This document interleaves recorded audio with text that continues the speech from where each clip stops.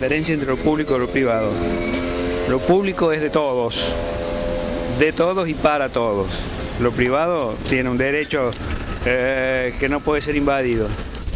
¿Cuál es la diferencia? Sí. Y lo privado no le contás nada a nadie. Y lo público se ve en la calle, se ve en todos lados. Lo público es de todos y lo privado es de algunas personas. Lo público supongo que tiene que ver con todo lo que afecta al vecino de la ciudad o bueno, lo que sea, todo lo que tiene que ver con lo que está más allá de tu familia. Y bueno, ¿Y lo privado, lo que te afecta a vos, tu entorno, tu familia, tus cosas íntimas, tu trabajo, aunque tu trabajo también está relacionado con lo público. Y público es todo lo que pertenece a la municipalidad, a las instituciones públicas que hay en la ciudad, ¿no es cierto? Y privado es el que pone por su propia ahora no me sale, por voluntad, claro. Lo público, bueno, tiene que ver con lo estatal, con lo estatal justamente, con lo municipal, con lo provincial, con los estados, con lo nuestro básicamente, ¿no? Lo público, el uso de todos. Lo privado, bueno, me parece como indica la palabra, una empresa, un emprendimiento que tenga un titular y que no justamente esté bajo una esfera estatal.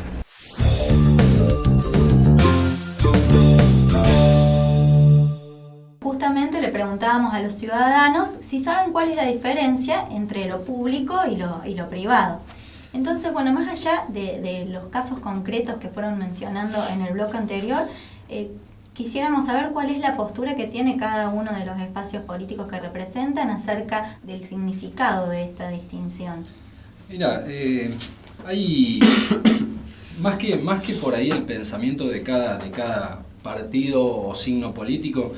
Yo creo que tenemos definiciones claras de qué es lo público y qué es lo privado.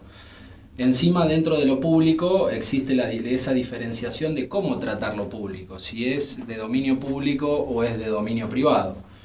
En grandes rasgos, los bienes de dominio público son aquellos de los que puede hacer uso y goce todos los ciudadanos, a diferencia de los bienes del dominio privado, que son los que puede llegar a adquirir el municipio, los que están sujetos, por ejemplo, a ser embargados, a prescribir.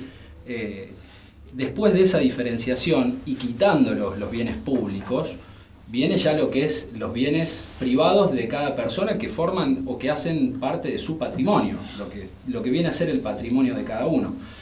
Hecha esa diferenciación, entonces sí se puede hablar de lo que es bienes públicos en referencia al Estado y bienes privados que son los propios de los particulares, lo que son ni más ni menos que su patrimonio. Después, por ahí puede que la confusión de la gente a veces, no confusión, sino desconocimiento y a veces porque no tienen por qué conocerlo. A veces se confunde o no sabe la gente qué carácter tiene para el Estado una plaza, por ejemplo. Una plaza es un bien del dominio público porque una plaza no podría ni ser embargada ni rematada, no podría prescribir, o sea, ser adquirida por usucapión. A diferencia a lo mejor de un terreno que compró el municipio, que lo puede sacar a la venta, que puede ser embargado. Todo eso son los bienes que forman parte, además de otros, de lo que es los bienes públicos. Y reiterando la diferencia con lo privado, que no es ni más ni menos que el patrimonio de cada uno. Alan, ¿qué concepción tienen en el bloque acerca de esto? Sí, bueno, coincidir. Y en lo personal también. Bueno, o sea, en principio coincidir porque la descripción que hace el concejal Lescano es un poco la que menciona en definitiva la Carta Orgánica de Marcos Juárez.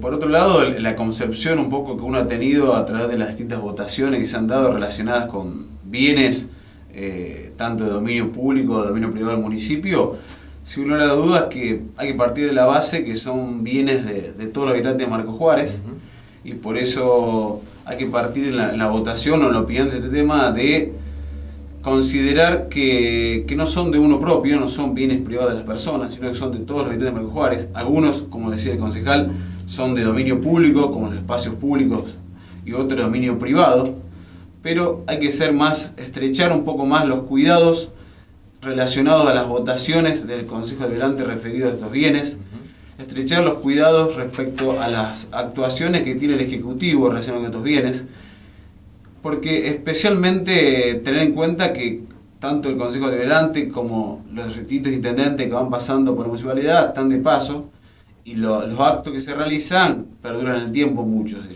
por año, otros por siempre.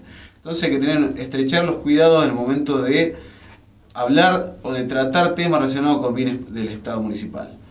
Y bueno, especialmente, traigo reconto, por ejemplo, el tema, que hay muchos temas para hablar, uno que me viene, el que mencioné antes, esa casa de calle Paraguay, que es del municipio, y por varios años se estuvo dando a una empleada municipal de forma gratuita. Sin lugar a duda que es un tema grave, o sea, por más que lo queramos considerar como un mínimo ingreso que perdió el municipio, es un tema grave, es un tema importante, porque esa casa, por mínimo que se hubiera recaudado en alquiler, era plata del municipio y en definitiva de todos los habitantes de Marcos Juárez.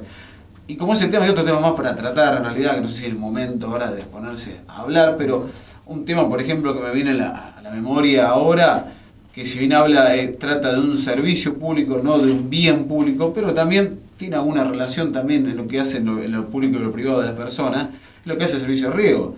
El servicio de riego de Marcos Juárez actualmente se está prestando sin llamado a licitación, sin cumplimentar con lo que dice la Carta Orgánica, especialmente otro bloque que lo pidió en varias oportunidades, requirió que se trate ese tema, que se llame a licitación, y el municipio no lo ha hecho.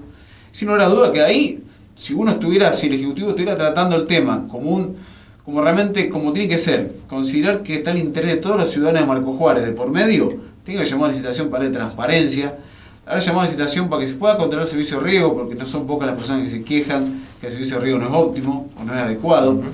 ¿No es cierto? Al no haber llamado a licitación no se permite un control adecuado, ¿no es cierto?, del riego Marcos Juárez, porque al no haber llamado a licitación, por más que tenga firmado el Ejecutivo con una persona privada, una empresa privada, un contrato no significa que el control sea adecuado del riego, por lo cual son dos temas que hacen a la forma de pensar, creo, de personas o de un cuadro político determinado, la forma de administrar y de pensar la administración.